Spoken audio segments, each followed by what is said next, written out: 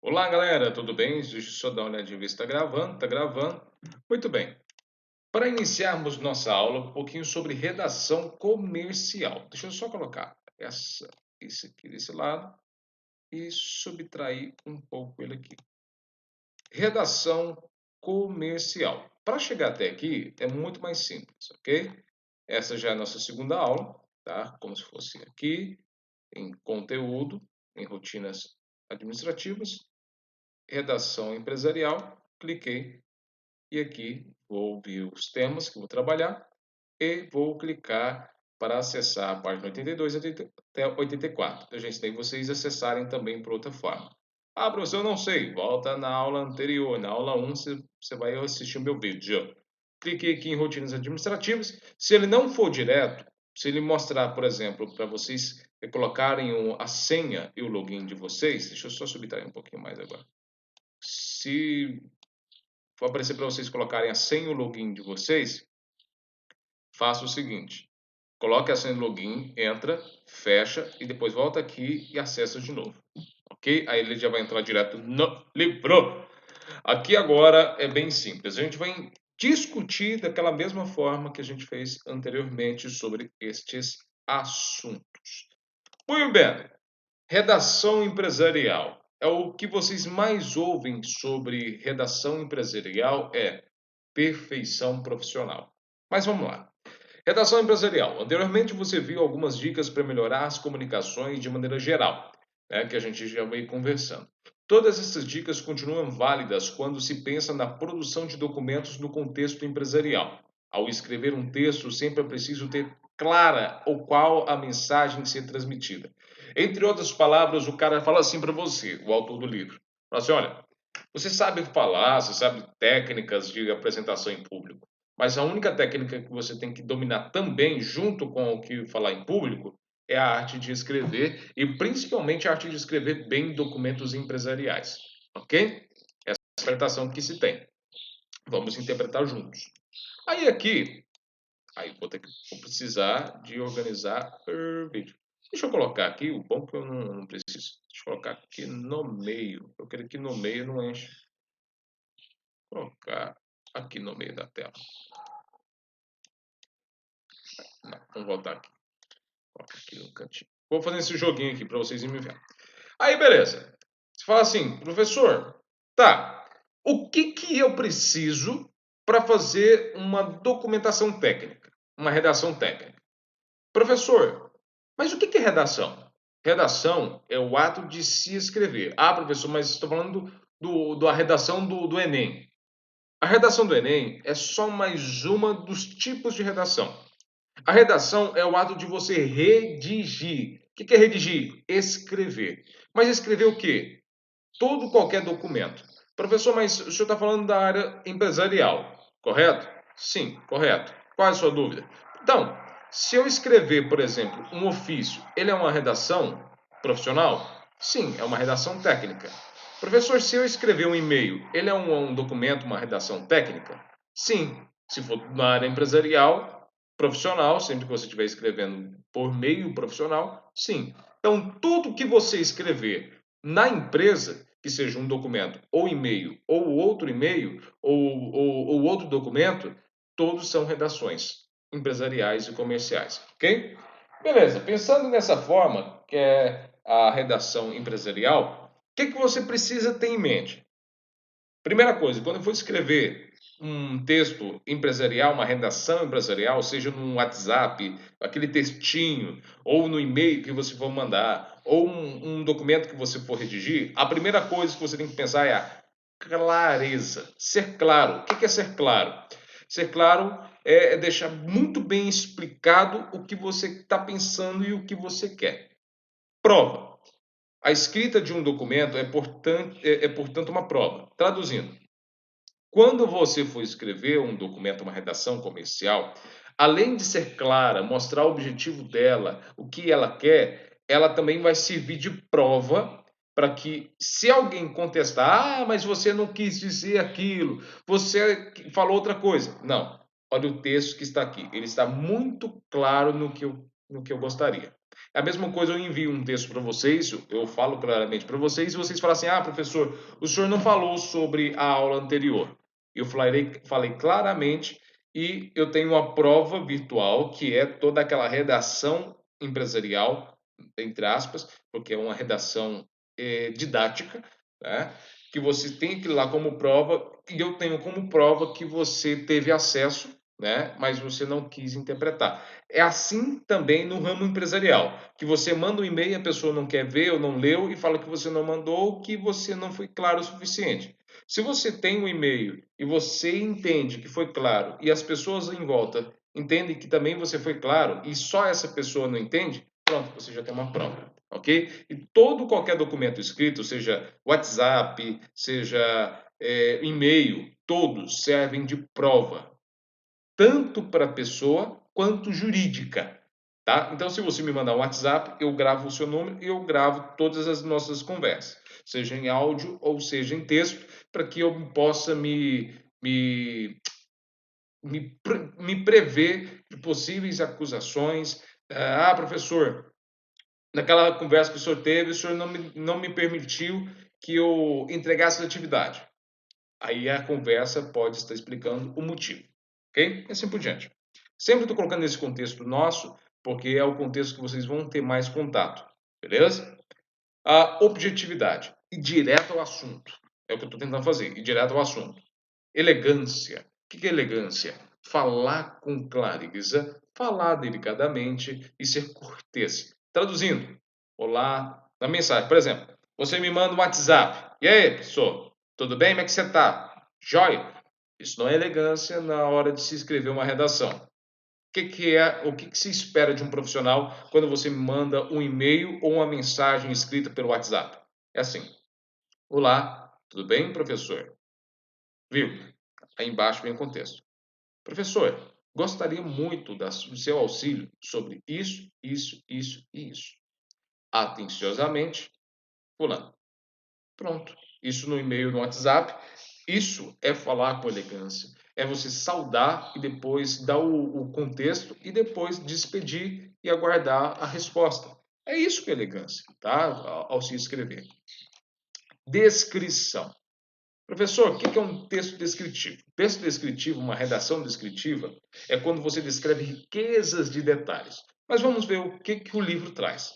No contexto ou no texto descritivo, a opinião daquele que fala ou escreve não é requisitada. Traduzindo, você não vai dar a sua opinião num texto descritivo. Mas então, que serve um texto descritivo?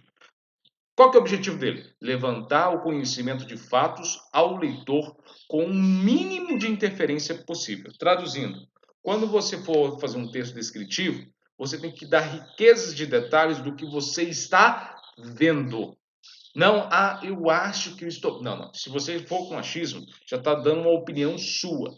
Mas, se você for ver ou descrever algo que realmente você está vendo, aí sim você está sendo objetivo. Traduzindo, eu estou olhando por um monitor onde está replicando uma tela de um livro virtual. Esse livro virtual, para acessá-lo, eu teria que entrar no Google e depois digitar o endereço da estante virtual. Notaram que eu estou descrevendo um passo a passo, estou descrevendo com riqueza de detalhes? Quando você descreve uma cena, como você descreve uma situação, você está dando riqueza de detalhes sem que você interfira, sem que você minta. Você está 100% descrevendo o que você viu. Vamos colocar um exemplo aqui. Eu posso fazer um exemplo com vocês? Fecha o olho. Eu vou fechar o meu olho também. Ó, fechei meu olho e você, creio que você fechou também. Se você estiver no meio da rua, não fecha o olho. Com o olho aberto, outro fechado. Muito bem. Qual que é a dica? Eu vou descrevendo uma cena e você vai tentando imaginá-la. É assim. Você está na sua casa e você está aonde você gosta de sentar para comer. Pode ser na cozinha, pode ser no quarto ou pode ser na sala. Na sua frente, você está recebendo na mão de uma pessoa, pode ser sua mãe, seu pai, seu irmão, namorada, namorado, esposo ou esposa. E quando você recebe da mão dele, você nota que está gelado. E quando você nota que está gelado, você sente algumas borbolhas subindo, como se fossem gases de um refrigerante. Aí você traz até a boca, bebe, você sente o gás descendo, o refrigerante de gás descendo pela garganta, como se fosse uma Coca-Cola, um, um refrigerante qualquer. E depois você nota ainda na sua mão o copo balançando e os gelos batendo nas laterais do copo, fazendo um som daquele gelinho batendo, dando a sensação de que aquele líquido está gelado. Se você falar assim, não, não gosto de Coca-Cola, você está pegando na sua mão um copo com 3 pedras de gelo pequenas, do tamanho que sempre está na sua geladeira. E quando você observa, o copo está suado por fora, dando aquela impressão de suado, porque ele está gelado e você nota que está descendo algumas gotas por fora do copo. O que eu fiz? Pode abrir o olho. O que eu fiz? Eu estou tentando descrever uma cena com riqueza de detalhes. O exemplo que o livro traz é o seguinte: 2 metros de. Por exemplo, é melhor falar de alguém com 2 metros de altura, ao invés de falar simplesmente que é alto. Para uma pessoa de 1,5 m, outra pessoa de 1,80 m já pode ser considerada alta. Para quem tem uma 1,85 m, o que ele está falando? Olha, comparação, em vez de falar assim, sabe aquela pessoa alta? Quem? Aquela pessoa alta. Em vez de falar aquela, eu começo a descrever. Sabe aquela pessoa de 1,75 m, pele clara ou pele escura, olhos negros ou olhos coloridos? Eu vou começando a descrever riqueza de detalhes. Por quê? Isso auxilia na pessoa, na interpretação de algumas pessoas. É a mesma coisa eu te pedir o endereço da sua casa. Professor, desce essa rua. Pelo telefone, você está pelo telefone. Professor, sabe essa rua que está aqui na minha frente? Você está pelo telefone. Como que eu vou saber? Se você tivesse uma videochamada, talvez eu veria. Professor, mas essa rua que passa perto desse posto? Sabe esse posto que tem perto da minha casa? Eu nunca fui na sua casa. Então você tem que descrever. Professor, sabe o posto fulano de tal, que está na rua tal, no endereço tal, perto do viaduto tal, perto do ponto de referência tal? Sim, sei. O senhor vai pegar, para chegar nesse ponto de referência, o senhor vai pegar essa rua e essa rua. Você vai dando as descrições para auxiliar. Beleza? Agora, vamos para o texto dissertação. O texto dissertação, ele sempre causa um alvoroço, porque sempre tem o dissertativo argumentativo, a dissertação, só ela, o nome, dissertação, dissertativo argumentativo, dissertativo expositivo. São 3 redações comerciais que as pessoas falam assim, ai professor, o senhor está ensinando uma coisa errada, dissertativo é igual a dissertação. Então, dissertação eu posso usar eu acho, ou posso usar a primeira pessoa do plural. Sim, de preferência você pode usar a primeira pessoa do plural. É a única. Professor, o que você está falando? Se você já não teve essa aula, eu aconselho você olhar algumas aulas sobre texto dissertativo, dissertativo argumentativo, dissertativo expositivo, para você entender. O que eu estou falando aqui é só um conceito. Por quê? No texto dissertativo, vamos ver aqui o que o livro traz. A opinião deve ser apresentada ao leitor e definida com argumentos, fatos e dados. Traduzindo, a minha opinião sobre um determinado assunto não é nada. Por exemplo, eu posso pegar um e-mail. Eu acho que você é chato, professor Jean. Primeira coisa, quando você fala eu acho, é uma opinião sua, tá? Você não fala por ninguém. Nós achamos que você é chato. Ok. Você e mais quem? Eu e mais 3 pessoas da sala. Então você não fala por todos. Você fala para a minoria. Então você não pode usar a primeira pessoa do plural. Se você falar de 50% mais um, por exemplo, 10 pessoas da sala, 6 têm a mesma opinião que você, beleza, então você pode falar em nome de todas essas pessoas. Se você falar em nome de 50% da sala e os outros 50% tiver outra opinião, você não pode falar pela grande maioria. Por quê? Tem 2 opiniões diferentes e você não pode ou não carrega a mesma opinião de muitas pessoas, tá? Você pode falar para uma classe? Pode, depois que essa classe colocar você como porta-voz. Por isso que sempre existe essa dificuldade de colocar em primeira e segunda pessoa. Beleza, mas qual que é o conceito final? O que eu quero dizer? Que dissertação você tem que colocar não só a sua opinião, porque ela não tem validade, que é uma opinião sua, mas você tem que basear. Exemplo, vocês devem assistir todas as aulas que eu ministrar. Estou dissertando, tá? Estou dissertando que vocês têm que assistir todas as aulas. Para vocês, essa é minha opinião. Aí eu vou basear em dados. Devido, se vocês não assistirem às aulas, vai acontecer uma consequência que é o desligamento do curso, a notificação à empresa e as aulas que vocês vão assistirem serão dadas como faltas que receberão a consequência de corte de salário para quem trabalha. E quem não trabalha, essas aulas serão somadas essas faltas e no final você não pega certificado e você tem toda uma consequência no final. O que eu fiz? Eu coloquei os dados da minha opinião, que sustentam. A minha opinião é essa. Mas eu não estou achando isso sozinho. Baseado nessa minha opinião, tem essa consequência, essa consequência, essa consequência, essa consequência. Estou trazendo dados para apoiar, não só em achismos. Por exemplo, que você acha do governo? Já me falaram, professor, mas dá um exemplo de dissertação política. O que você acha do governo tal, do Lula e do Bolsonaro, que é o que mais choca hoje em dia, que é insuportável? Primeiro, eu acho que o Lula foi bom. Eu acho que o Bolsonaro é bom. Eu acho que o Lula é ladrão. Eu acho que o Bolsonaro é um fascista. Por quê? Algumas pessoas só falam isso porque vai para a maioria. Mas fala o porquê, o motivo. Porque eu acho o Lula bom porque ele fez isso, isso, isso, isso, isso, isso, isso. Bolsonaro, eu acho bom que ele fez isso, isso, isso, isso, isso. Eu acho que o Lula é péssimo por causa disso, disso, disso. Se você só falar, ou dar uma opinião, é só uma opinião, que não tem base nenhuma. Mas se você dá base para ela, fatos e argumentos contra fatos, não há argumentos, tá?